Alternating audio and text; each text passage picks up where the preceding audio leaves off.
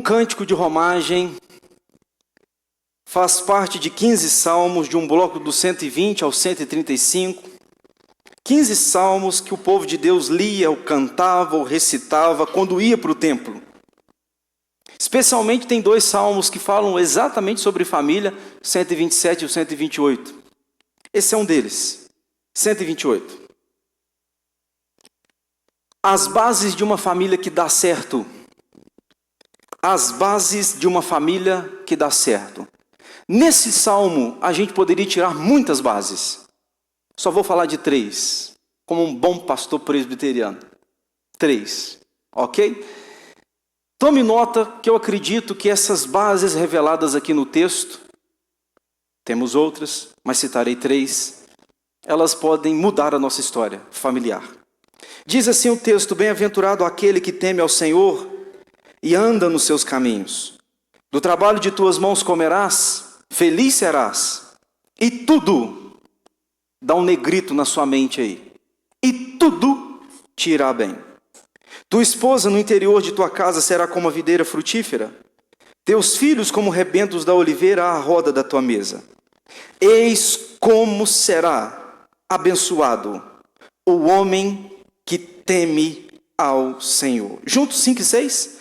O Senhor te abençoe desde Sião, para que vejas a prosperidade de Jerusalém durante os dias de tua vida. Vejas os filhos de teus filhos, paz sobre Israel. Amém. Bíblia aberta, irmão. O autor Max Lucado já escreveu muitos livros em língua portuguesa. Há muitos dele. Dentre tantos, um deles me chamou a atenção numa coisa. Ele disse que ele chamou bem-aventuranças, porque o texto está dizendo bem-aventurado. Ele traduziu essa palavra dizendo o seguinte, que o bem-aventurado é aquele que recebe aplauso do céu. Eu achei essa tradução, essa interpretação, esse significado tão poderoso. O bem-aventurado é aquele que recebe aplauso do céu. Nesse texto eu quero nessa noite tirar com vocês 2 perguntas. Ela vai reger a nossa conversa. A primeira pergunta que nós vamos resolver e conversar nessa noite é: quais são as bases de uma família que dá certo? Obviamente o dar certo é à luz da Bíblia.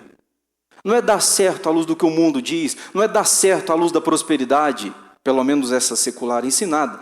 Não é dar certo à luz da filosofia, não é dar certo à luz da psicologia, é dar certo à luz da Bíblia. E uma família que dá certo à luz da Bíblia é uma família que anda segundo a vontade de Deus.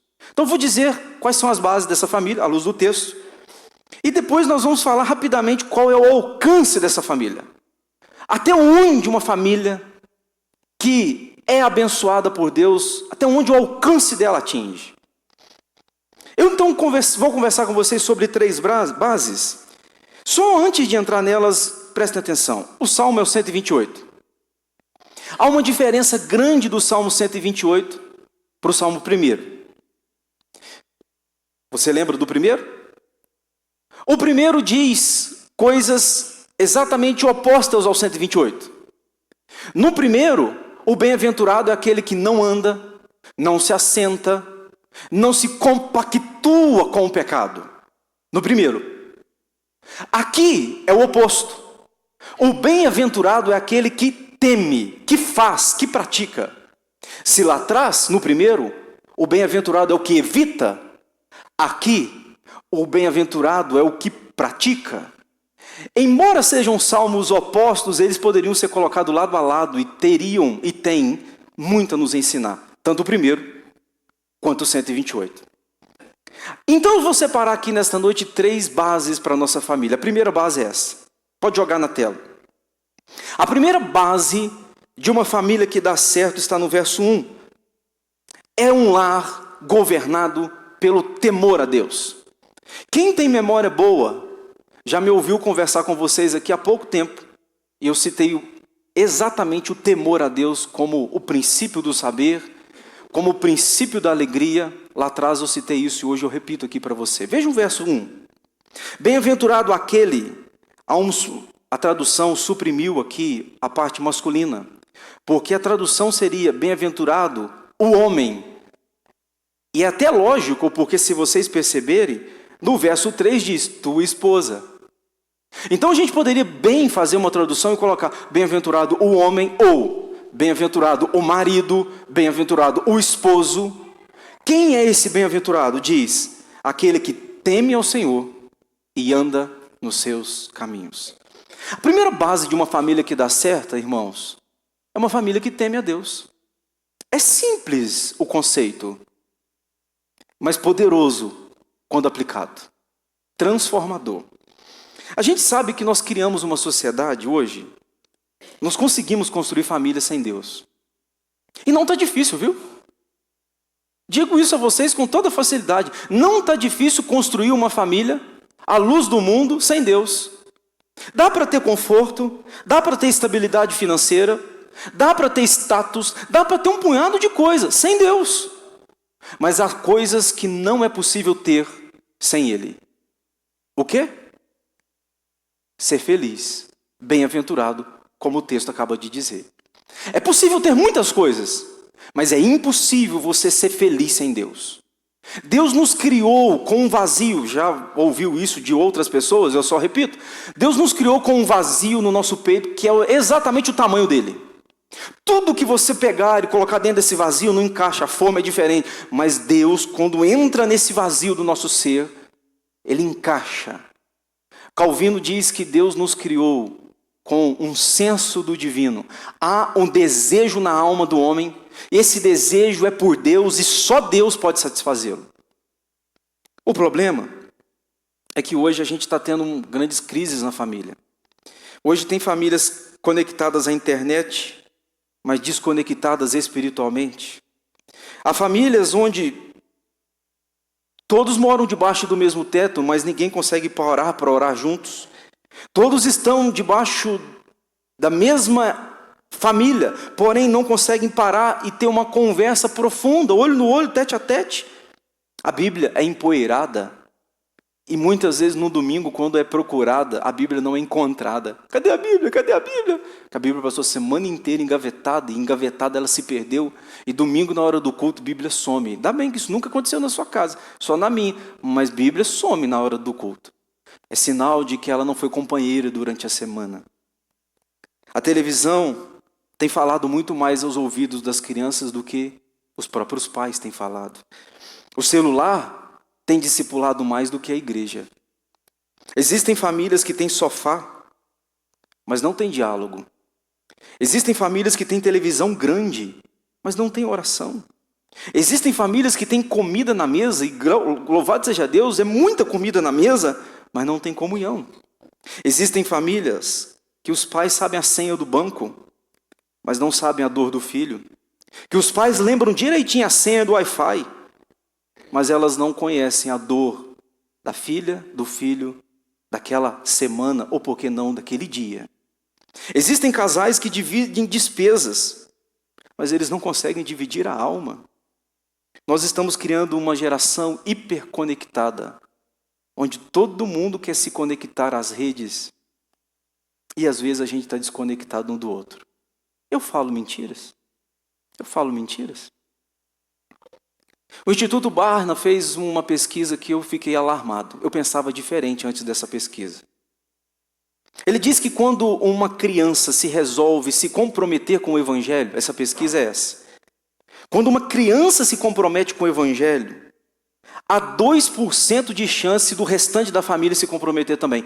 2%. Na minha cabeça isso não era esse o número, era mais.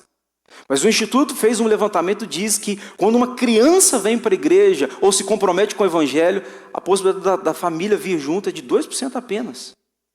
Quando a esposa se compromete, aumenta, vai para 17%.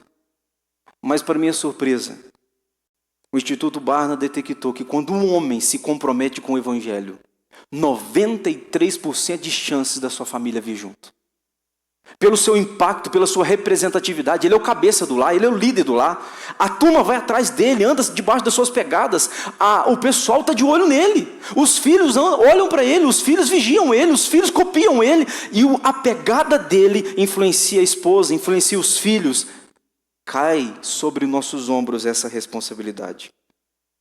Meus irmãos, sabe qual que é o primeiro chamado do homem? Escutem aqui, homens especial, depois eu falo para as mulheres. O nosso primeiro chamado, homens, pelo amor de Deus, escutem, não é para a gente ser rico. O primeiro chamado que Deus tem para mim e para você não é para a gente ter sucesso financeiro. O que adianta nós ganharmos o mundo inteiro e perdermos a nossa alma? E o que adianta, eu acrescento, ganharmos o mundo inteiro e perdermos os nossos filhos e perdermos as nossas esposas? O nosso primeiro chamado, irmãos, não é o sucesso. Nós somos chamados em primeiro lugar para temer a Deus. É curioso que a Bíblia não está, pelo menos a priori, dizendo, mulheres temem a Deus. Não, não, não. A Bíblia começa pelo homem. Porque parece-me que a Bíblia, e é claro que sim, porque Deus é criador da família, Deus sabe que se começar no homem, o temor espalha por toda a família. Aí nós temos que fazer uma pergunta então, né? O que é temor, pastor? Temor é mais do que medo, é reverência, é respeito, é medo de ofender a Deus. Pastor, qual que seria o contrário de temor? Eu gosto de pensar assim, talvez te ajude. O contrário de temor é teimar. Quem teme, teme. Quem não teme, teima. Aquele que teme a Deus anda nos caminhos de Deus. Mas aquele que não anda nos caminhos de Deus faz o quê? Teima. Deus fala, filho, para lá. Mas o teimoso diz, mas eu quero para cá. Mas o que teme a Deus, Deus diz, é para lá. O que teme diz, tá bom, Deus, eu vou para lá. Eu queria ir para lá, mas o Senhor está mandando para cá. O contrário de temer é teimar. Agora eu não sei do seu coração, mas quando eu olho para o meu, eu tenho muita facilidade em ser teimoso. Eu tenho facilidade de ser teimoso com as pessoas, eu tenho facilidade de ser teimoso com a família, e muito mais, eu tenho muita dificuldade de temer a Deus e muita facilidade em ser teimoso com Deus. Tantas vezes Deus, filho, não é assim, filho, não é assim. E eu repito os mesmos erros, eu caio nas mesmas ciladas, eu frequento os mesmos ambientes, eu falo as mesmas coisas, porque eu sou teimoso. E Deus está me chamando, filho. O homem precisa aprender a temer a Deus. Como que eu sei isso na prática? Vamos para alguns exemplos? Alguns exemplos. Por exemplo, como é que eu trato o culto? Irmãos, não adianta a gente falar para o filho da gente o que é louvor, se eles não veem a gente louvar. Não adianta ensiná-los sobre adoração, se eles não veem a gente adorar. A maneira como você trata o culto, seus filhos estão vendo. Pastor, eu venho na igreja quando quero, quando dá vontade. Seus filhos estão vendo que você vai na igreja quando quer, quando dá vontade. Maneira como eu vivo, os meus filhos estão de olho em mim. Então o temor a Deus é, Deus, o Senhor valoriza a igreja, o Senhor valoriza o povo de Deus, o Senhor valoriza a comunhão, valorizo. Então para mim também tem valor. O que o Senhor ama, eu amo. O que o Senhor odeia, eu odeio. Este é o princípio da sabedoria. E aí revela que de fato o meu coração teme a esse Deus. Eu tenho medo de magoar Deus, de chateá-lo com o meu pecado, de ofendê-lo com a minha desobediência. Agora o teimoso não. O teimoso, ele passa a vida inteira achando que é para lá. E Deus está dizendo que é para cá. Mas porque ele é tão teimoso, ele não se rende, ele não se curva. Primeiro chamado do homem não é para ter sucesso, irmão. Talvez você pode não dar para o seu filho a melhor grana, o melhor diploma. Talvez você não vai conseguir isso. E está tudo bem, fique em paz, você não é chamado para isso. Você é chamado para dar para os seus filhos o maior exemplo de um homem que teme a Ele de fato e de verdade. Os seus filhos vão ser muito mais bem-sucedidos em verem você um temor a Deus do que em verem você uma conta bancária gorda. Aliás, nota de rodapé, a sua conta bancária gorda, o seu filho joga fora em semanas, por que não dizer dias. Às vezes você passa a vida inteira querendo dar alguma coisa para o seu filho ou a sua filha, e de repente, aquela coisa que você deu, que você passou a vida inteira se matando, desceu como rio abaixo. Agora o temor a Deus não. Se você ensinou esse princípio, Esse princípio vai até a eternidade. O homem é chamado para ser o sacerdote da casa. O que é interessante é que o texto diz assim, o verso 2, do trabalho de tuas mãos comerás, feliz serás e tudo te irá bem. Agora presta atenção aqui, é a origem. O homem é a origem do trabalho de suas mãos. O que esse texto está ensinando? Primeiro, que o homem tem que ser trabalhador. Coitado da mulher que casa com um cara preguiçoso. Eu não vou falar disso, não é a nossa conversa, mas tenho piedade. Do trabalho, Deus colocou o homem como provedor. Ele é o provedor principal. Não quer dizer que a mulher não pode prover, pode, mas o homem é o provedor. Agora, o homem não só provê dinheiro, não, gente. Eu falei aqui no encontro de homens na igreja batista, os homens quase me mataram. Gente, prover para a nossa casa, isso é o mínimo. Somos chamados a prover, isso é o mínimo. Agora, nós somos chamados a prover muito mais do que grana, muito mais do que leite, muito mais do que pão.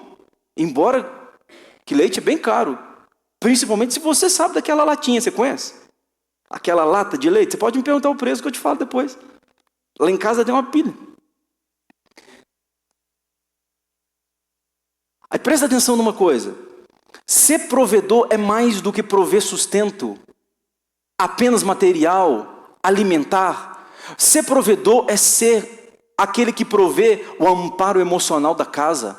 Você sabia que o homem equilibra o ambiente emocional do lar? Eu vou falar daqui a pouquinho que a mulher dita alegria, mas o homem dita o equilíbrio emocional. Filhos desesperados têm muito a ver com pai desesperado. Eu vou te falar uma coisa, discorda, não tem problema. Mas só pensa, se eu te provocar para você pensar, já estou no lucro. Mas seus filhos sabem exatamente o dia que você está muito tenso, o dia que você está muito nervoso, o dia que você está muito bravo. Às vezes você não falou nada, o seu filho já captou a mensagem. Ele fica irado, ele fica nervoso, ele está vendo. Crianças é como esponja, suga tudo. Coisas boas, coisas ruins, é como esponja.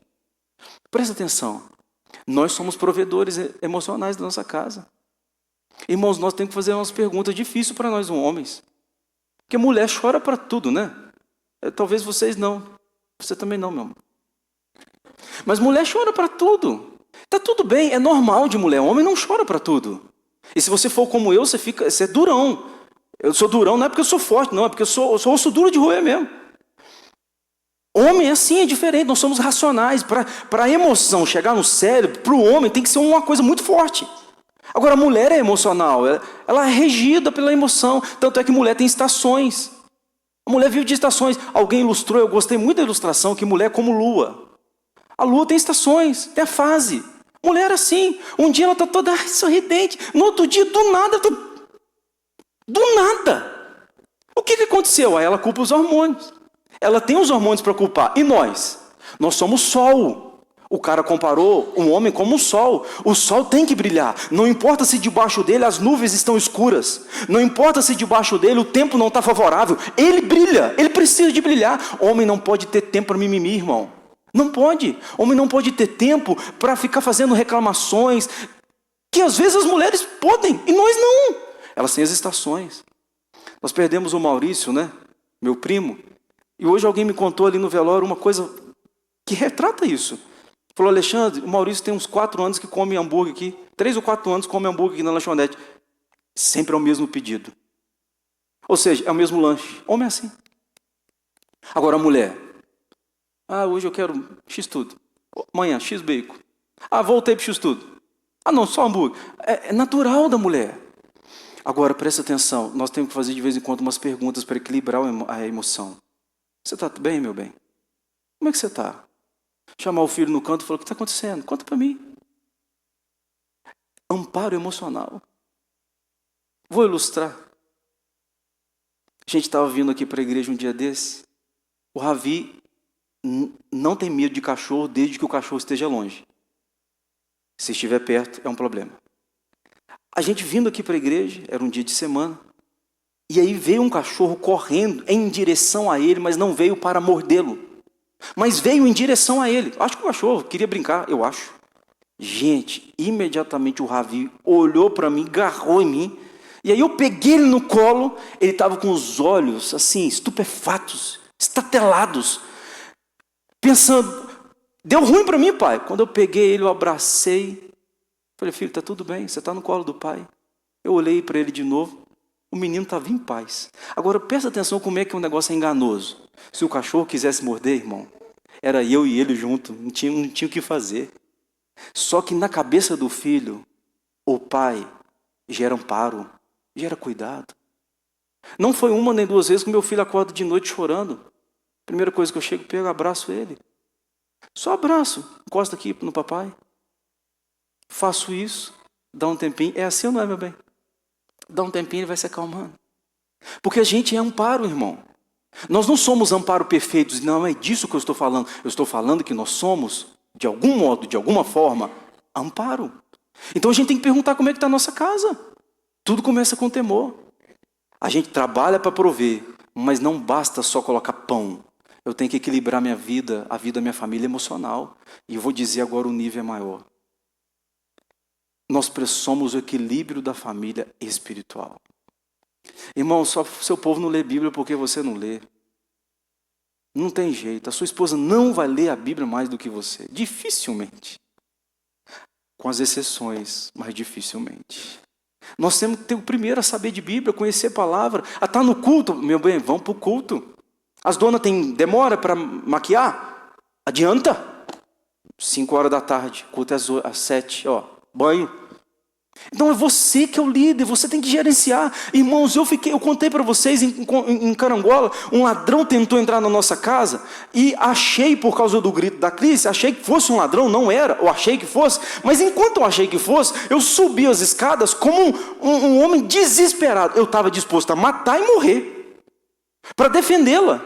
Aí eu fico pensando, você acha que o diabo não está fazendo a mesma coisa para matar e defender os nossos filhos? Ou amplio ainda mais, você acha que o diabo não está fazendo a mesma coisa para matar e derrotar a nossa casa? E por que nós vamos ficar assim? Então com o diabo nós temos que lembrar do que Jesus disse a Pedro. Pedro, eu estou te dizendo, Pedro, que as portas do inferno não prevalecerão contra a igreja. Sabe o que Jesus estava dizendo para Pedro?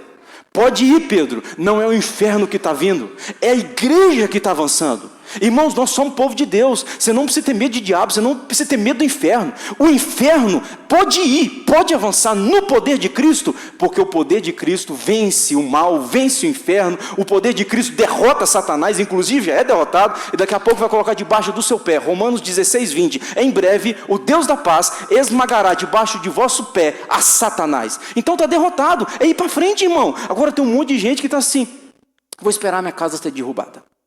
Depois que for derrubada, eu reajo. Tomara Deus que dê tempo. Tomara. Mas em algumas vezes que eu tenho visto, não tem dado muito tempo para reação. Porque quando ele vem para destruir, para roubar, para matar e para destruir. Então eu estou vendo uma geração assim, que não quer nem trabalhar. Eu vejo foto na internet do sujeito que posta uma selfie e diz, sextou. Sextou. Gente, o sextou revela muito. O sextou revela que aquele trabalho que ele teve de segunda a sexta, para ele foi um martírio. Foi um pesadelo tal, que quando ele chega na sexta-feira, ele diz, sextou, vou gastar tudo que eu ganhei, porque eu não suporto mais o meu trabalho. Deixa eu te dizer um negócio, você sabia que trabalho é adoração? Trabalho é culto? Trabalho vem antes de pecado? Trabalhamos antes do pecado, trabalhamos depois do pecado e vamos trabalhar na eternidade onde pecado não existe. Você acha que Deus ama preguiça? Trabalho é uma dádiva. E alguns de nós têm o privilégio de trabalhar naquilo que gosta. Pastor, se eles não me pagassem, eu faria isso que faço. Irmão, se prepare, você vai ficar rico. Se você faz o que você faz e continuaria fazendo mesmo sem salário, você está no lugar certo, você vai ficar rico rapidinho. Porque Deus vai dar um preguiça desse negócio aí. É um privilégio trabalhar, irmão. Então, não fala sextou, não. Eu sou pastor, meus dias de trabalho, a maioria das vezes é final de semana, mais intenso. E eu fico vendo as pessoas assim, amanhã é segunda-feira. Amanhã é segunda-feira. Aí um dia eu corrigi uma pessoa, falei, filho, segunda-feira é uma benção, o trabalho é uma benção. É porque é só folga, pastor. Você está falando dizer porque é só folga. Eu nunca reclamei da terça. Nunca reclamei da terça. Gente, seu trabalho é tão abençoado que se você pedir amanhã demissão, vai ter uma fila querendo o seu trabalho. Então aquilo que você pode estar condenando e amaldiçoando, tem uma turma de olho falando assim: se você largar o peixe, eu pego ele para mim. É bênção de Deus, irmão, em nome de Jesus, amém? Seu trabalho? Não, o seu trabalho é uma bênção de Deus. É uma bênção. Pode não ter o salário que você gostaria, mas honra a Deus ali, que um dia Deus vai te honrar também. Vai firme, segue fiel. As portas vão se abrir. Fazer o que gosta é o maior presente que Deus pode nos dar. Pois é, o trabalho então não é castigo para a gente. O trabalho é o descobrimento do nosso propósito na terra. Você acha que Deus, quando quer castigar a gente, dá trabalho? Trabalho não é castigo. É para você descobrir o seu propósito na terra. E louvado seja Deus por isso. Segunda lição que eu aprendo nesse texto, a segunda base, a primeira é o lar precisa ser governado pelo temor do Senhor. O segundo, um lar precisa cultivar relacionamento saudável. Notem vocês o verso 3 do Salmo 128. Tua esposa no interior de tua casa. Vamos parar. Primeira coisa, tua esposa. Escutem-me aqui, homens. A alegria da sua vida depende de como você vai se relacionar com a sua esposa, com seus filhos e com os netos. Você quer ser feliz? A alegria para a sua vida depende de como você se relaciona com a esposa, com os filhos e com os netos. Mulheres, você quer ser felizes? A sua alegria depende da maneira como você se relaciona com o seu marido, com seus filhos e com seus netos. Qual que é o resumo da conversa? Relacionamento. Tem gente que é contratado pelo currículo, mas o patrão manda embora porque não sabe se relacionar. O currículo é doutor, é fulano, está aqui meu diploma, eu tenho mestrado nisso, muito bom, muito competente. 2 semanas de trabalho, já brigou com todo mundo, já desentendeu com todo mundo. Por quê? Ele tem competência, mas ele não sabe se relacionar. Nós estamos numa geração que a gente precisa lembrar, irmão, relacionamento é sinônimo de paz. Um bom relacionamento é. Ainda bem que vocês nunca brigaram e saíram para trabalhar. Eu nunca briguei com a minha esposa e tive que pregar à noite, ainda bem. Só que não. O dia que nós dois não estamos bem, que eu tenho que pregar aqui, irmão, Deus sabe. Eu falo, Deus, só podia pôr ela também pregar. Porque para ser mais justo. Aí Deus fala, mas eu sei o homem. Ela não. Então tá bom, Deus. O Senhor sempre vence. Mas, irmão, a sua paz depende do relacionamento. Vou fazer uma perguntinha assim, não cutuca não, para ninguém perceber. Tá tudo bem com o relacionamento na sua família? Tá tudo em paz? Você sai de casa e sai assim leve? Você volta para casa e volta leve? Ele e ela, para os dois lados que eu estou falando. Tá tudo bem. Você quer ter paz? Tua esposa, onde ela está? No interior da tua casa. Você sabe onde é o interior? Estou no verso 3. Interior é que nesse tempo bíblico, o interior da casa era um quarto que se tinha onde visita não ia. Ninguém ia lá, a não ser a família, a não ser os íntimos. Olha onde essa mulher é uma benção, onde ninguém está vendo. Porque hoje tem um punhado de gente que é abençoado no Instagram, é abençoado nas redes, é abençoado publicamente, mas lá no interior é um inferno. Lá no interior fala mal de tudo, de todos, xinga, é um vexame, é um desastre, mas ninguém está vendo. Para os outros, aplauso. No interior, uma tragédia. Mas você sabe qual que é o projeto de Deus?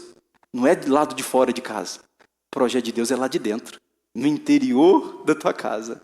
Pensa num cara chegando em casa, e ele chega e ele fala assim, meu Deus, as pessoas não conhecem como a minha mulher é abençoada. Ou, eles não conhecem como é que eu acertei, eu casei com a melhor pessoa desse mundo. Eles acham que a minha mulher é gente boa. Mas se eles fossem no interior da minha casa, eles iam ver que a minha mulher é uma princesa. É o interior, é intimidade. Aonde? Aí o texto vai dizer, será como uma videira frutífera. O que é videira? Quem sabe? Árvore frutífera. O que é videira? Produz o quê? Não. Videira. Vide. Produz? Uva. Vinho. Preciso ensinar vocês melhor. Videira, vide, a Bíblia usa vide às vezes, produz uva. Johnny tem um pezinho de uva lá, não tem, Johnny? A Bíblia está dizendo que a mulher vai ser como uma videira. Então está falando de produção de uva. Já vi lá no quintal do Dionei? Quem já foi lá viu também? Você tem um pezinho de uva, ele não cresce sem apoio. Você precisa pôr uma estaca. Não é assim, Dionei? Você não fez lá? Você põe uma estaca, você põe alguma coisa para ela enrolar e a uva ter suporte. Entre outras palavras, sabe o que uma mulher gera na casa? Alegria, porque vinho na Bíblia é sinônimo de alegria. Então agora chegou a vez de vocês, irmãs. A sua casa é triste, e é muitas vezes triste, por responsabilidade sua. A alegria da casa, quem dita é a esposa. Ou se a mulher é feliz, pode ficar tranquilo, os filhos vão ser felizes. Os filhos vão ser brincalhões. Aqui, ó, o marido vai ter paz. A Bíblia está falando, ela vai ser como uma videira. Então, primeiro, alegria. Segundo, essa mulher vai ter frutos, é frutífera. É uma mulher que produz. Ela não é uma mulher que acorda meio-dia, vai dormir depois 6 horas da noite, não. É só cama. Não. Ela é produtiva. Ela é como uma videira, ela produz. Terceiro, videira. Está falando de vinho. Vinho, na Bíblia, tem 2 significados, que é alegria e presença do Espírito Santo. Essa mulher, ela gera, ela produz o Espírito Santo dentro de casa. Ela não é fofoqueira. Ela não conhece da vida de tudo e de todos. Ela não é lingaruda. Não. Ela é cheia do Espírito Santo. Que homem não quer uma mulher desse nível? Ela é uma mulher videira, frutífera. Louvado seja Deus. Mas o texto vai dizer mais uma coisa. Diz o verso 3. Tua esposa no interior de tua casa será como uma videira frutífera, teus filhos como rebentos da oliveira. Agora ficou fácil. Oliveira produz azeite, fruto da azeitona. Você sabe que oliveira, até hoje dizem lá, que existem oliveiras em pé dos tempos de Jesus? Eles falam isso lá. Oliveira é sinônimo então de longevidade. Quando eu não tinha filhos, eu pensava assim, meu Deus, o que vai ser de mim, rapaz? Eu vou morrer? Não vai ficar nem um Toledo para contar a história? Porque sem filhos, com a minha morte, acabou. Aí Deus deu o Ravi, graças a Deus. Sabe que quando Deus dá filho para a gente, Ele está falando assim, eu vou perpetuar a sua história. Eu vou dar longevidade. Filhos é para dar longevidade. Hoje eu soube de um pastor amigo meu que está no 5º filho. Eu falei, filho, você merece os aplausos. 5º! É uma Kombi que ele tem que comprar para ir para a igreja. Uma saveira para ir na caçamba. Irmão, você percebe? Então presta atenção. Os filhos vão gerar bênção. Eles vão dar longevidade para a família. Os filhos é uma bênção. É o verso 3. Teus filhos como rebentos da oliveira, aonde? À roda da tua mesa. Eu tenho visto, eu não sei como é que é na sua casa, eu não almoço com você, né? Mas eu tenho visto famílias que não conseguem almoçar juntos. Não conseguem sentar juntos. É um na frente da televisão na sala, o outro lá na cozinha, outro lá na varanda. Se isso acontece, ainda está no lucro para alguns. Irmão, nós precisamos aprender a sentar na mesa. Eu não sei se você tem tempo para isso, mas que seja 20 minutos, 30 minutos sentado na mesa. E as coisas mais legais que acontecem é ao redor da mesa. Eu vou contar um muito legal que aconteceu lá em casa. Muito. O Ravi está na época das perguntas, né? Nós estamos almoçando e o meu filho não consegue comer quieto. Alguns conseguem, o meu não. E eu fico, filho, concentra, eu sou focado. Agora vão comer, pega esse garfo, essa colher, vão comer. Eu sou assim. E meu filho, na hora da comida, ele quer falar, ele quer brincar, ele quer andar, ele quer fazer tudo. Tá. Ele lasca uma pergunta, pai, nós estamos almoçando. O que é CC? E eu, como um pai, eu comecei a pensar, meu Deus, como é que eu explico pro meu filho, como é que é esse negócio? E eu tentei explicar. Filho, é isso. A Clícia fez a pergunta que eu devia ter feito. A Clícia perguntou, por que você está perguntando? Mãe, é porque nós aprendemos uma música lá na escola, que diz, Dimirô, cê, uberru, uberru. Não tinha nada a ver com a minha resposta. Dimirô, cê, sabe dessa? Sabe que momento que acontece isso? É na hora da mesa, gente boa. Foi para nós uma graça lá em casa, né, amor? E nós começamos a rir. Aí eu agarrei ele e falei, filho, então esquece a minha resposta. O Dimirô, cê é outra coisa. Aí a Cris, ela matou, foi ali em cima, resolveu. É mesa, irmão, conversa.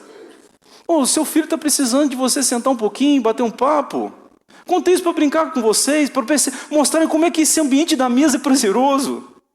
Gente, nós estamos perdendo o melhor da vida. A vida está passando, irmãos. Seus filhos estão crescendo. O seu marido era magrinho o dia que você casou, agora está isso aí, ó. E a senhora nem viu, porque vocês nem sentam junto para ver. Então, hora da mesa, por favor, desliga esse maldito celular. Posso chamar de maldito, não? Tá bom, bendito então. Maldito para aqueles que querem maldito, bendito para os que querem bendito. Mas deixa desligadinho. Hora da refeição.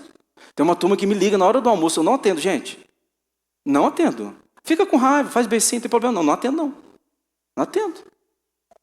Te liguei, 11h30. 11h30 eu estou almoçando, filho. O que você faz 11h30? Eu estou acordando. Tá bom, é. Aí eu estou almoçando. Estou acordando 11h30, está tenso. Né? Primeiro pilar, primeira base, temor. Segundo, relacionamento. E terceiro, para a gente fechar. Terceiro, põe na tela. Terceira base de uma família é que essa família precisa ter consciência do futuro. Olha o que o texto diz. O texto diz assim, ó. Eis como será abençoado, verso 4, um homem que teme ao Senhor. O Senhor te abençoe desde Sião, para que vejas a prosperidade de Jerusalém. Durante os dias de tua vida, veja os filhos de teus filhos, paz sobre Israel. Sabe o que aqui da Bíblia está ensinando? Que a sua família está produzindo o futuro. O que vai ser do Brasil? Vai depender do que é hoje dentro da sua casa. O futuro do Brasil depende do que está acontecendo dentro da sua casa hoje. O futuro da IPSM depende do que está acontecendo dentro da sua casa hoje. O que a gente faz hoje dita o que será o amanhã. É o que o texto está dizendo. Deus trabalha com gerações, e as gerações são formadas dentro de casa. Então eu quero mudar a presidência, comece preparando meu filho, para que no futuro isso chegue lá. Agora não adianta eu querer começar de lá para cá, é daqui para lá. O futuro começa, e já começou, e não estou falando da Rede Globo. O futuro começou no cuidado que eu tenho hoje para com os meus filhos hoje. Como cuido deles, como me relaciono com eles, vai ditar o que eles serão no futuro. O pai, a mãe que serão, os avós que serão, os trabalhadores que serão. Começa hoje. Olha o texto, está dizendo: o Senhor te abençoe desde Sião, para que vejas a prosperidade de Jerusalém durante os dias de tua vida. Veja os filhos de teus filhos. Está falando de um pai que tem filho, que tem neto, que tem bisneto, que tem tataraneto. Deus vai te dando longevidade e você vai descobrindo que aquilo que você plantou lá atrás, você começa a colher amanhã. Eu termino então. Sabe qual que foi o problema do rei Ezequias? É que Deus mandou um juízo a Ezequias, e Ezequias falou assim: Senhor, boa essa palavra, mas vai ter segurança e paz durante os meus dias, então está tudo bem. Deus falou: filho, eu vou vir com ira, e a próxima geração vai pagar pesado. Ezequias falou: então está tudo bem. Se é a próxima, na minha está em paz. Tranquilo. Não é uma mentalidade que Deus nos ensina. Não. Nós precisamos plantar na nossa geração, para que as vindouras colham também os frutos que nós plantamos hoje. Josias influenciou uma geração inteira na sua reforma. Timóteo foi influenciado pela sua avó, pela sua mãe. Está percebendo como é que Deus trabalha com Abraão, Isaac e Jacó? É geração. Deus trabalhou no seu avô, no seu pai, agora você vai ser trabalhado para trabalhar nos seus filhos, netos, bisnetos. O futuro já começou. O que você gera hoje dentro de casa é o que vai ser no futuro. Eu termino então. Aplicações, pastor? Bora. O maior milagre não é uma casa grande, mas é uma casa em paz. Amém? Pode estar uma mansão, não tem nenhum problema se você tem uma mansão, não. Nenhum problema. Mas o maior milagre não é ter uma mansão. Ímpios constroem mansões. O maior milagre é ter uma casa em paz. Ímpios não conseguem ter paz. Filhos não precisam de pais perfeitos. Como eu amo isso. Filhos não precisam de pais perfeitos, mas precisam de pais presentes. Não dê presente em troca de presença. Quem os seus filhos mais querem é você? A mesa não é só um lugar para comer. A mesa é um lugar de culto, é um lugar espiritual. O dia que você entender isso, suas refeições vão mudar. Aquele ambiente é um ambiente de culto. Irmão, o que Jesus fazia? Zaqueu, hoje eu vou fazer o quê? Eu vou na tua casa. Mateus, eu vou na tua casa. Jesus sabe como é poderoso o ambiente da mesa, da refeição. Isso é tremendo. Jesus ensinou isso pra gente. O futuro depende de como você vai viver hoje dentro da sua casa. A maior herança que você pode deixar não são bens. A maior herança que você pode deixar é o evangelho vivo sendo vivido, praticado por você e toda a sua casa. Jesus entrou na casa de Zaqueu, na casa de Pedro, na casa de Marta. Jesus salvou o filho pródigo. Nessa noite ele está aqui para falar: filho, a sua família pode ser bendita. Eu posso mudar a sua história. Posso mudar a sua casa. Eu posso mudar seus relacionamentos. Está tendo só trevas dentro de casa? Jesus está aqui e falou: filho, eu posso reverter isso em paz. Que a melhor coisa que você pode ter é uma família saudável, cheia de paz. Eu queria que a gente orasse pelas nossas famílias, irmãos. Pela sua, pela minha, pela nossa. Porque a nossa família precisa ser bendita pelo Senhor. Amém? A gente precisa ser uma família bendita. A base começa com temor, vai para a relação e isso impacta o futuro. Alto Caparol vai mudar quando sua casa começar a mudar. Minas começa a mudar quando dentro da nossa casa começa a mudar. O Brasil começa a mudar quando a gente começa a mudar dentro da nossa casa. Quer uma igreja melhor? Vamos para dentro de casa. Lá é o nosso primeiro tempo. Vamos cantar? Famílias benditas, depois a gente ora.